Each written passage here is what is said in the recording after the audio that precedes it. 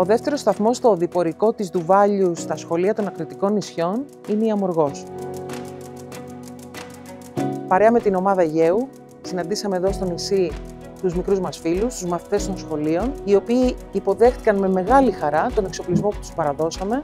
Χαροπάτα δυο μου χέρια τα χτυπώ, μια και είναι εγώ παιδί, ξέρω πάντα να γελώ. Χαροπάτα δυο μου χέρια τα χτυπώ. Τα χαμόγελα στα πρόσωπά τους και η χαρά που εξέφρασαν για μας όλους είναι η μεγαλύτερη ανταμοιβή για όλη αυτή την προσπάθεια που γίνεται. Είναι πολύ σημαντικό λοιπόν να στηρίξουμε το έργο και την προσπάθεια που κάνει η εκπαιδευτική κοινότητα, προσφέροντας όσο και όπως μπορούμε, προκειμένου να συνεχίσουν αυτό το πολύτιμο έργο για τα παιδιά και για την επόμενη μέρα. Σήμερα παραλάβαμε από την εταιρεία Ντουβάλιου σε συνεργασία με την ομάδα Αιγαίου υλικοτεχνικό εξοπλισμό για τον Νηπιαγωγείο Κατ' Απόλλων Αμοργού.